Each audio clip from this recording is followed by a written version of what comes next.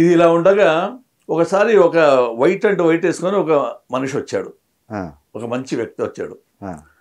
మా ఐజీని కలవాలని వచ్చాడు ఆయన. ఐజీ గారు లోపల మీటింగ్లో ఉన్నారు, వేరే డిఐజీలు ఐజీలు అందరు ఉన్నారు, మీటింగ్లో ఉన్నారు. మా కానిస్టేబుల్ ఆడ కూర్చోండి అన్నారు. కానిస్టేబుల్ పక్కన చైర్ ఉంటే దాంట్లో కూర్చున్నాడు ఆయన. నేను నా రూమ్లో వచ్చి తొంగి చూసా, ఇట్లా ఎవరో బాగా కనిపిస్తున్నాడు ఆయన, ఎవరు అక్కడ ఎందుకు కూర్చోబెట్టాడు అని కానిస్టేబుల్ పిలిచి ఆయన లోపల పంపించున్నా. లోపలికి వచ్చాడు ఆయన. నమస్కారం అండి అన్నాడు ఆయన.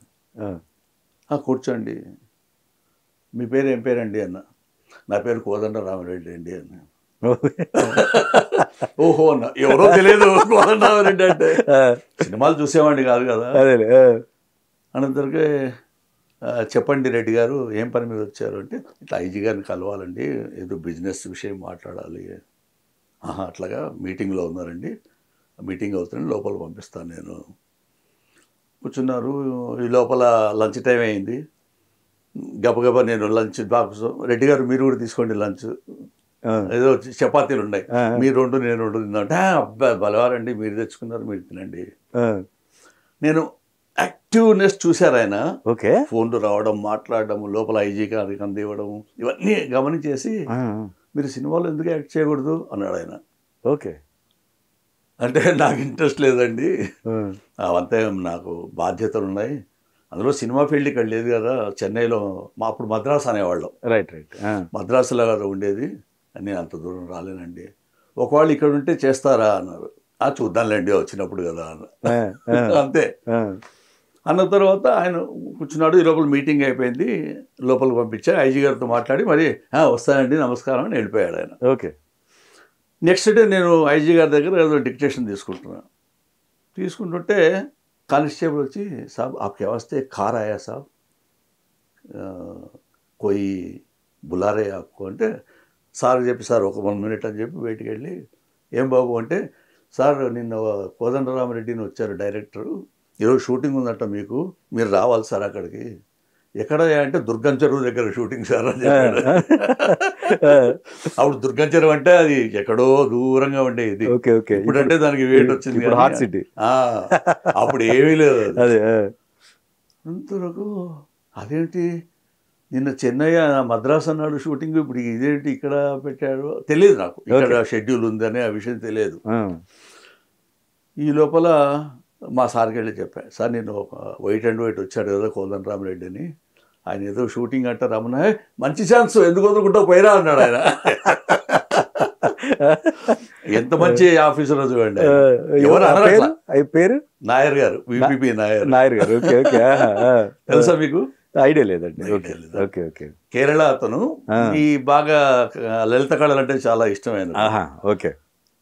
సరే మంచిది అని చెప్పి, సార్ మేము డిక్టేషన్ ఇచ్చారు కదా, టైప్ చేసేసి మీ సంతకం తీసుకొని పంపించేసి వెళ్ళిపోతాను. ఈ లోపల నేను టైప్ చేస్తుంటే మరీ వచ్చాడు డ్రైవరు, సాబ్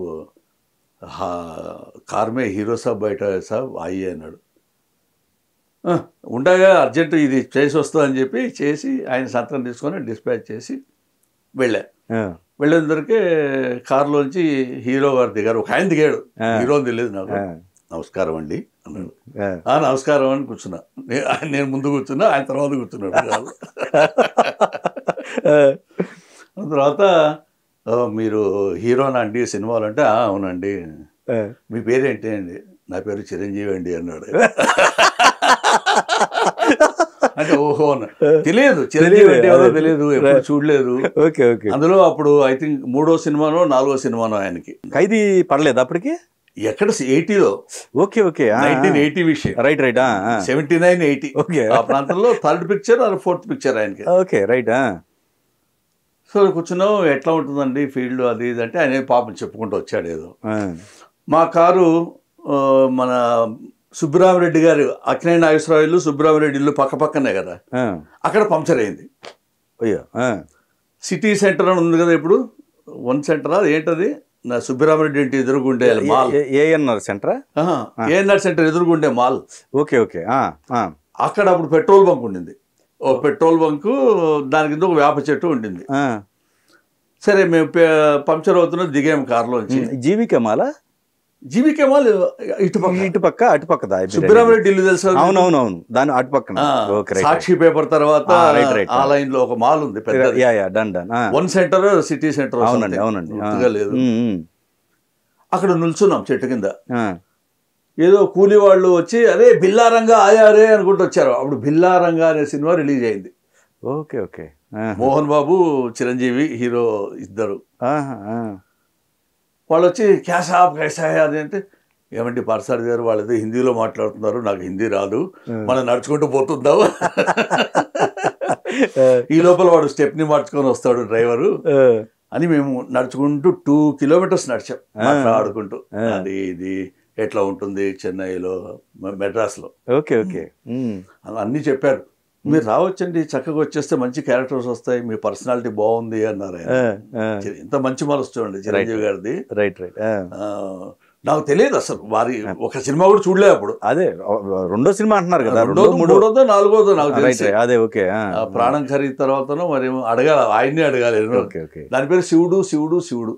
ఆ సినిమా మీరు కమిట్ అయిన cinema. Kranthi Kumar producer, okay, Kodandaramireddy director, okay, hero Chiranjeevi garu, heroine Radhika. Right. Okay okay. So మేము దుర్గం చెరువు వెళుతున్నాం, కారు వచ్చింది. అప్పుడు ఈ జీవికే, తాజ్ కృష్ణ ఇవన్నీ ఏమి లేవు, అంత అడవి. అంత అడవి. 80లో ఏముంది అక్కడ, లేదు కదా. నడుచుకుంటే వెళ్ళాము. అక్కడికి వెళ్ళిన తర్వాత సరే ఏదో మేకప్, కోదండరామిరెడ్డి గారు అండి మీ క్యారెక్టర్ మంచి క్యారెక్టర్ ఇది, మీ ఫస్ట్ డేలో ఎవరితో తెలుసా, అల్లు రామలింగయ్య, రావుగోపాలరావు, గొల్లపూడి మారుతీరావు. వాళ్ళు ఎవరో తెలియదు నాకు. వాళ్ళు కూడా తెలీదా?